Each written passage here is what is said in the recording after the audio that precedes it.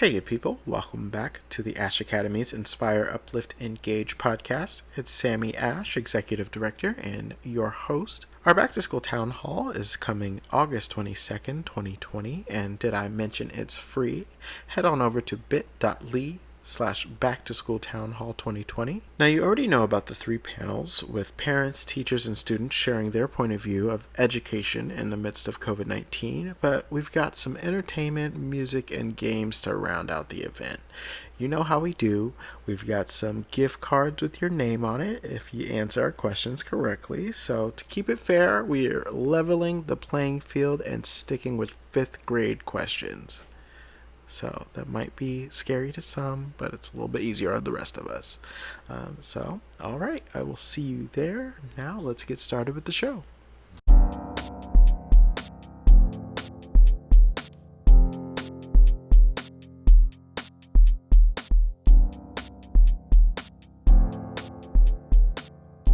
Welcome, everyone, to another episode of the Ashe Academy's Inspire, Uplift, Engage podcast.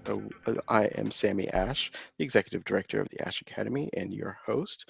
We are joined today by web designer and digital strategist John D. Saunders. Welcome. What's going on, everybody? I hope all is well. Sammy, thank you for having me on your show, man. I'm excited. Absolutely, absolutely. I do usually start these out with like, what was your journey to the arts or what was your journey to the STEM? But I feel like you might have a different story, kind of living in the in-between. So tell us a little about that. Yeah, sure. So for me, it was, I've always been interested in design, aesthetics. As a kid, I was always drawing pictures and I was big into anime. So I would draw characters from like Dragon Ball Z and these different things. So I've always had that kind of creative side that I wanted to unleash to the world. And so when I got older, I realized that I loved the digital side of things, right? Building things digitally, whether it's websites or writing copy or just being a part of that creative process. I always enjoyed and had a fun time being a part of. And so when I started, I began in website design, just creating websites on WordPress for friends and family, right? And that was a great way for me to kind of get my feet wet. And so for me, it was really about being able to use my creativity to create and take these ideas, right? So you can have an idea in your head, and through web design and through digital, you can make that thing a reality, right? Whether it's a website, a course, or whatever someone is working on. I'm so sorry, man. So ultimately, for me, I got my start I was working in banking in my early 20s, but I wanted to break into marketing and advertising. So I finally landed a job at an agency after I'd done 2 internships. And at that agency, I was kind of like just doing HTML, just doing web design and social media. But as I grew in that agency, I ended up becoming the marketing director and overseeing the entire team.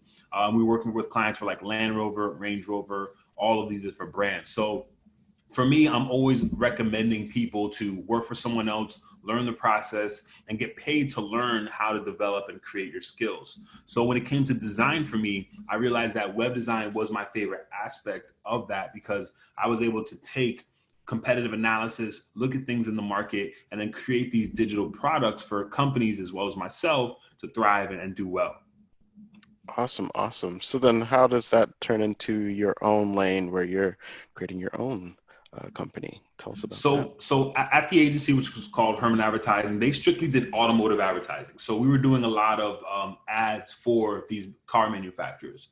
So for me, I wanted to branch out and help more local businesses, more diverse set of businesses. So I approached my boss and I was like, listen, I love working here. I've learned so much, but I want to venture out and start my own thing. So I sat down with my boss, who was still a mentor to me to this day, and he sat me in there for 2 hours and we just talked and chopped it up. He really wanted me to stay, but I was ready to move forward and start my own business. And so, we're still on great terms to this day. We actually still do some work for them also, which is pretty awesome. Awesome. And this was 6 years ago. I decided to launch 5-4 Digital. And then back then, we were a full service agency. So we did search engine optimization, search engine marketing. We did pay-per-click, Facebook ads. We did everything, right? And so doing that, my entire team was remote. So I had a team and a staff that all had specific roles, but we all work remotely. As you guys can see, I'm in my home office. I'm able to work anywhere in the world with a remote team. Now, the issue we ran into is we were just doing so many different services, and it just Mhm. got convoluted, right? And it kind of pulled me away from that creative and design side that I just loved, right? Because I love the marketing strategy, but I also have a big passion for design, aesthetics, and making products that people use that they love. So about maybe 3 years ago was when I had the revelation. Once my wife got pregnant, I was like, man, I have this company. We're doing so much. I'm working so many hours. I want to be able to spend time with her and my son and my Mhm. upcoming son back then. He's 3 now. So I was like, all right, I need to start creating these processes within the business. So I started to create processes, and I started to delegate this to my team, and we were able to scale down and focus on just a few core services. I can't say this enough to folks out there. Whatever you do, try to focus and niche down to a specific service that you provide, because when you try to do everything, you can't get anything done, and you can't essentially perfect a process for so many different things. So we owned in and Mhm. focus specifically on web design and brand identity, which is logo, branding, social media, collateral, that type of thing. And by focusing on those two services, we saw our sales increase 35% month over month. And Awesome. it was at that moment I was able to get to a point where I was waking up and I was doing stuff that I loved and that I was passionate about. And we were able to perfect that process of web design and branding. Amazing. Well, kind of circling back to something you said earlier about mentoring, how important was that for your own path?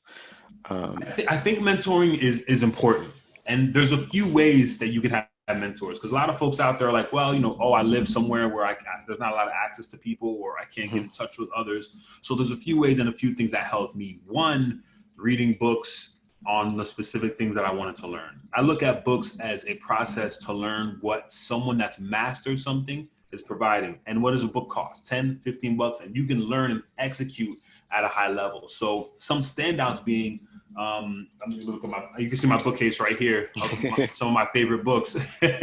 But some of my favorites, The Lean Startup, which taught me to release an MVP, or a minimum viable product. The product doesn't have to be perfect. You just have to get it out there, right? Another Mhm. book, 4 Hour Work Week, taught me to hire virtual assistants and train them and offshore some of the workload, so that way I can focus on big picture.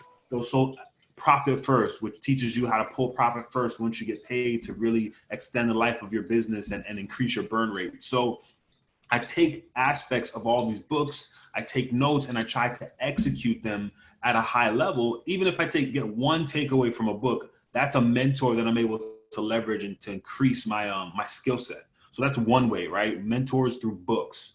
Another way is looking at mentors in the digital space, or someone that you admire, and just approaching them with the tact to say, hey, how can I help you? What do you need? Do you need someone to go do research for you? Kind of going in there and saying, hey, I need a mentor. Instead of saying that, think of things that you can do for them that would help benefit them in their business, and you'll learn in the process. And that's how I was able to partner with certain businesses to increase that scope. And then the third thing is, a lot of folks out there are introverted, myself being one. I'm pretty much to myself. This that you see now, man, is years of like YouTube videos and just interacting with people. But I'm pretty introverted, man. So for me, the way that I was able to circumvent that is doing local events. So of course, we have COVID, we have a lot of things going on where we can't necessarily do that. However, there are a lot of virtual events and a lot of virtual meeting places where you can meet up with individuals or talk and discuss things virtually. Like, for example, Sammy, with your podcast, this is a great way to meet people, to get exposure, to learn, and to spread knowledge to the world, by talking to experts like you and myself in real time, right? So that's one way.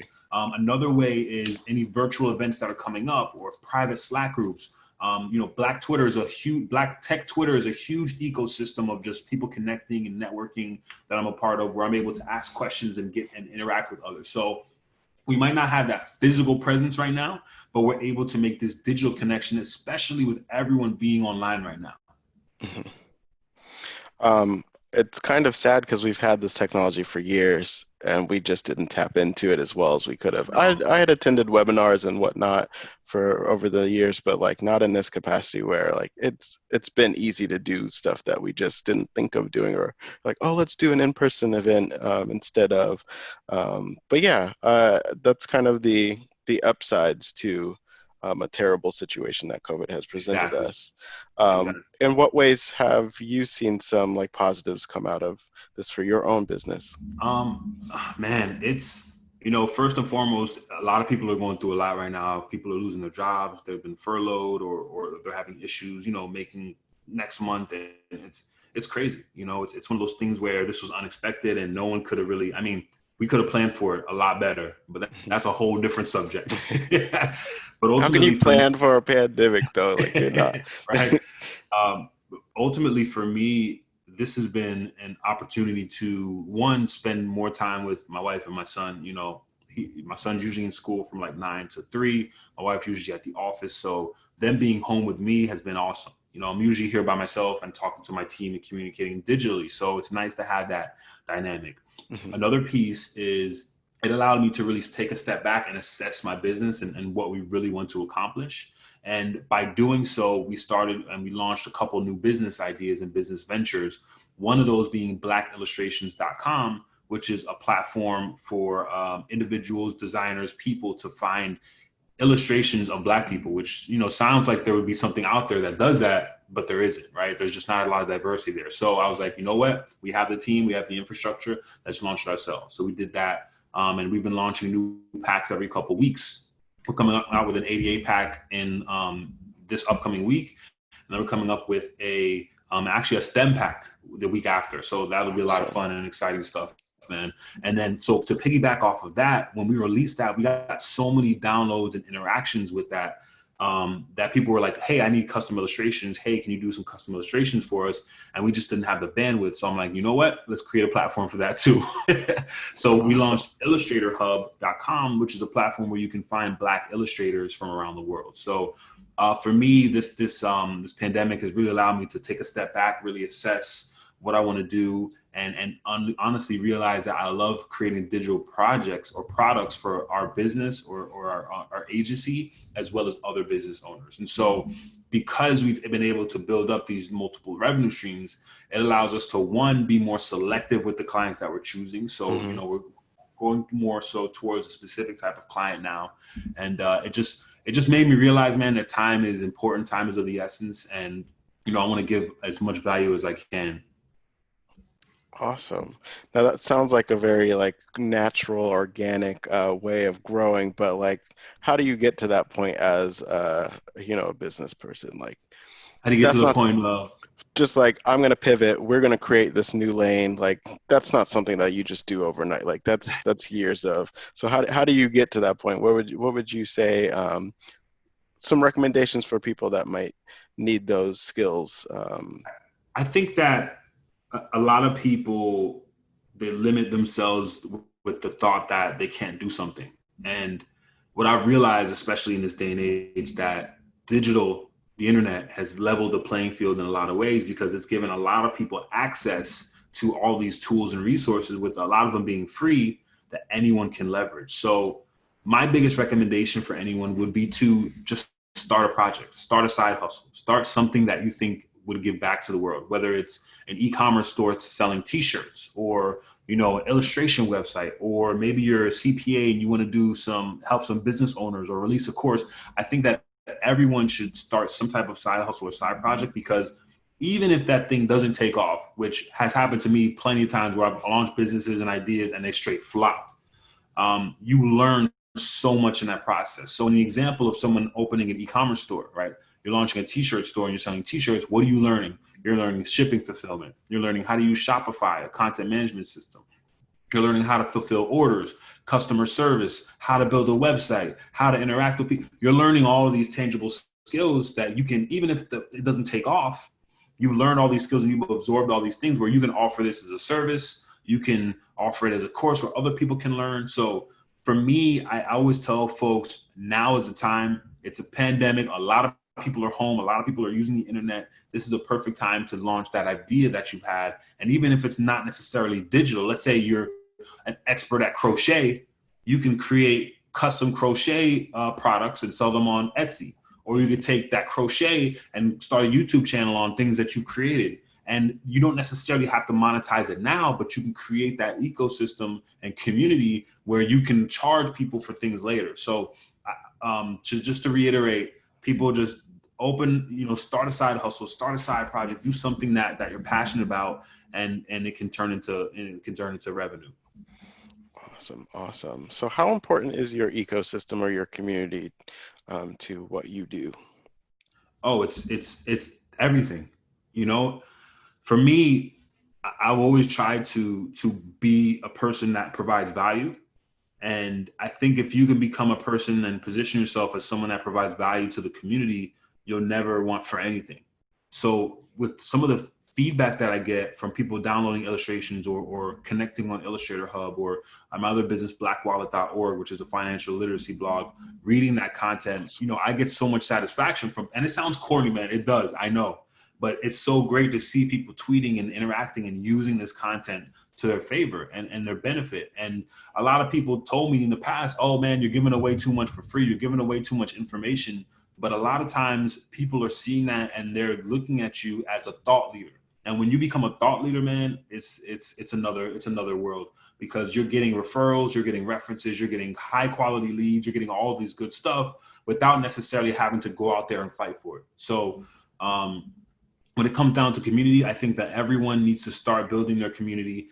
And it doesn't have to be 78 million people. You can have a group of 5 to 10 people that become an advocate for what you do.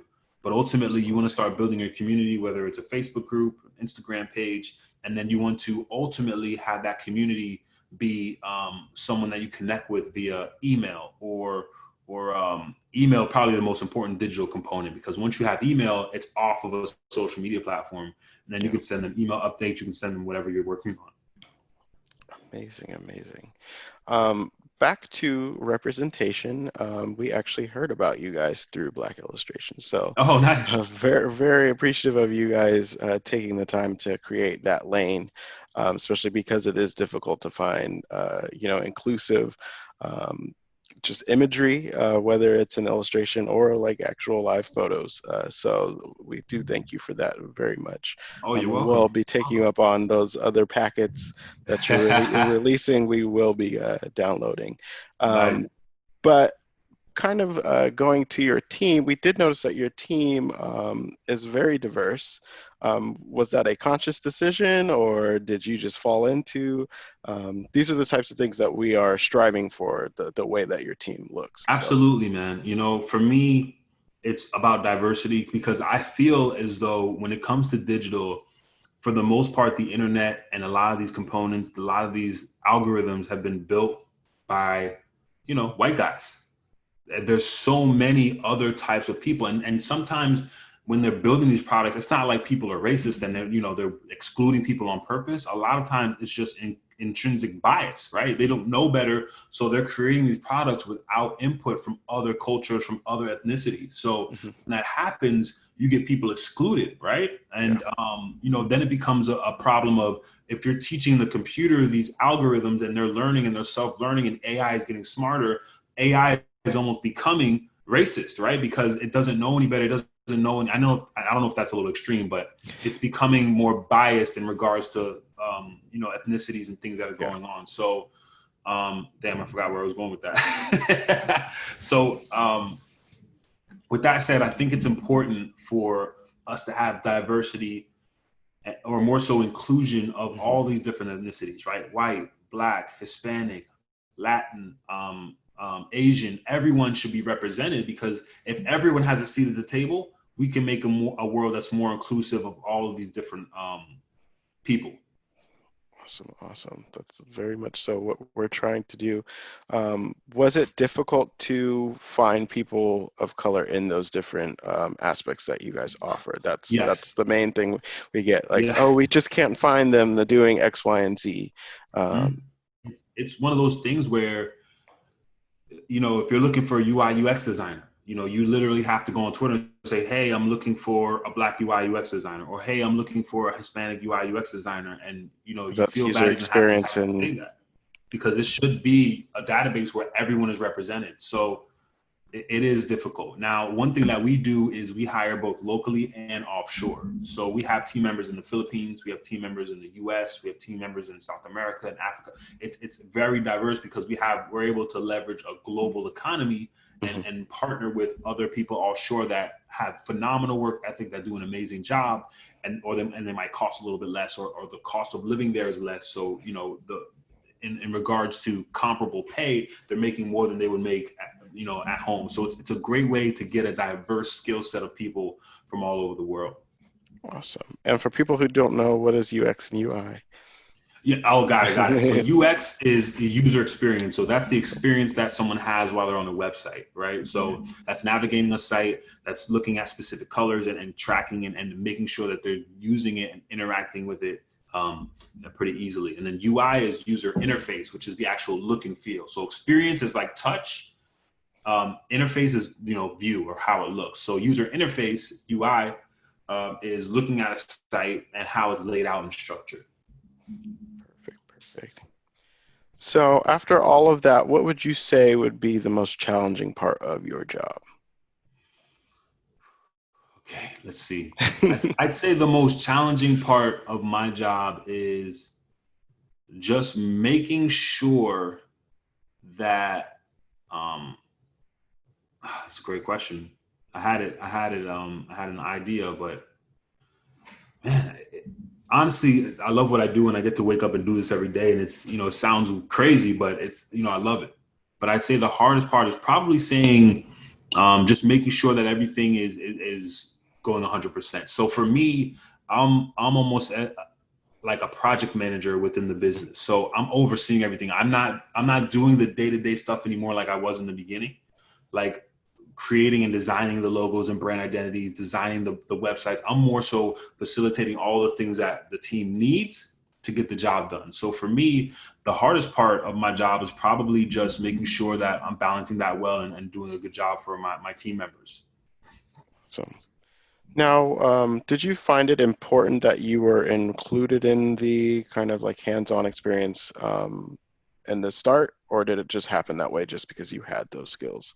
It happened that way because I didn't have any money when I started, and I was like, I had to do it all myself. So I learned as much as I could. I took courses, I learned from professionals, and I'm glad I did, because it gave me an overall view on how to run a web design agency. So I can talk about SEO, I can talk about Facebook ads, I could talk about the overall functionality of a website. So it makes me dangerous in regards to what I can provide and what I can teach my team members. So when I'm creating these SOPs or these standard operating procedures within the agency, it's making it easier for my team members to get the things that they need and be able to get things done based on all these procedures that we created. Awesome. I have that same outlook. I need to have at least a working knowledge of everybody that I'm bringing on the team, of what I'm asking them to do. That's my own perspective. I know that you can't know everything about everything, Exactly. but yeah. And that's why you hire the folks that are, great at what they do. I'm not the best designer, but I hire the best designers. There we go. That's what would you say would be, on the flip side, the most rewarding part of your job? Oh, hands down, when folks enjoy and then they get pleasure from our work. So, for example, Black Illustrations, all the comments and feedback that we get with 5-4 Digital, the reviews that we get from clients. We finished one project for a client, and when they saw it, they literally teared up, which was, they had this idea, they were able to make it something visual and digital, right? And it was just a great feeling. So for me, I get the most satisfaction from just helping folks and seeing their reactions and using our products. Awesome. So what's some of the worst advice you've received? Some of the worst advice I received was, don't tell people what you're doing. Like this other agency guy, he was like, yeah, you can't tell the clients, what you can't tell people your strategy. You can't tell people, what you're working on, what you're doing, because then they'll try and steal your ideas and run with it. And it was horrible advice, because I've always been the type where I'm like, you want to know something, I'll tell you verbatim how to do it and how to get it done. What does that do? That makes you look at me as the person to come to when you need something like this. So as a business owner, you're going to go and you're going to try it, and you maybe get to step 1, 2, 3, and you'll be able to execute something, because the things that I'm telling you, you'll be able to do. But if you want the full gamut and you want that full experience, you'll have to hire us. So I think that every business should be providing value. If you're a chef, create recipes, give them to the world, for free. There's a few people that I follow on Instagram. One, she has 500,000 followers. She's a chef. She does it from home. She has sponsors. She has a cookbook. She has all these different things that were all derived from her giving value to her audience. And in exchange for that value, people look at her as, yo, this is the one. She does amazing. This woman does amazing food and she creates amazing recipes. I'm going to support her by buying her cookbook or taking her course or watching her show. So when it comes to creating value, don't necessarily think of it with the end in mind. I'm going to create this value and I'm going to get X back. Just create as much value as you can and let that compound over time and just let it rock. I don't like when people just create value because they want something in return. It's more so create value so you can help folks and it'll return tenfold. Awesome. Now, are you actively mentoring anyone? You have a lot of great ideas that sound like right on line with someone that's actively mentoring. I have a couple folks that I'm mentoring that I talk to on a monthly basis. Yeah, man, it's a good feeling. Mostly digital. Most of them are through digital platform like this or like Instagram, but it's a lot of fun. Awesome. Now, what's some of the best advice that you have received? Okay, one is profit first. Whenever you're getting paid and compensated, always take out the profit first, put that in the savings for a rainy day. That's probably one of the best advice. One of the best things I've ever heard. Another is I'm telling you, all my mentors are like from books. Dale Carnegie, who wrote How to Win Friends and Influence People. One thing he always said is mention people's names, like you, Sammy, and it adds a nice element of familiarity to that person. And then another thing is listen more than you talk, which is huge, amazing advice. Especially it worked out for me being an introvert because when I go to these events, I would just let people talk and I would just listen and understand their cues. And then another piece of advice, I'm just looking at my books. The last piece is probably before you hire anyone, before you bring on people, develop your process. And I can't say that enough. A lot of folks don't know this, but Illustrator Hub, Black Illustrations, a lot of my businesses are pretty much run on autopilot by my team because I was able to create these processes and delegate to them.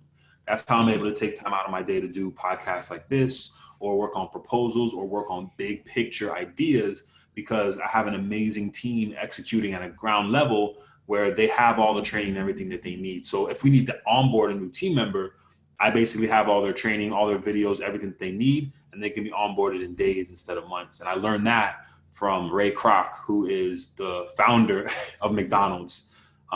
There's a great book about all of this, creating procedures, creating processes, called The E-Myth by Michael E. Gerber that I implore everybody to check out. Great read, definitely. Awesome. Were you always a reader? Because that's kind of an interesting point that you make about your mentors being from books. Was that a process that you went through where you're like, well, if I want to learn, then I have to become a reader? Or were you always just someone that was a page turner? I've always been kind of a book nerd. When I was a kid, you probably too young to even remember this, man, but they had Goosebumps, Animorphs. Like I read all of those, man. Oh, I look younger than I look a lot younger than I actually. Yeah, so that I was reading for a long time and I was writing too. I would write short stories. Like I always loved and I have a minor in English too. So I always loved like writing but nice. I'd say maybe before 2 years ago, I had fell off and wasn't reading anything for like 3 or 4 years. I don't know what I was going through. Maybe I just didn't have any time. I didn't read anything. And then about 2 years ago, I picked up a book and I was like, I want to start reading more and getting more involved. And then, I've just been building my library since then. I try to read 1 to 2 books per month. I really try to take my time and absorb and learn and take it in. So I have tabs and highlighter and all that. And then I try to execute something from that book in my daily life. So yeah, man, it's been great. Awesome. Great note.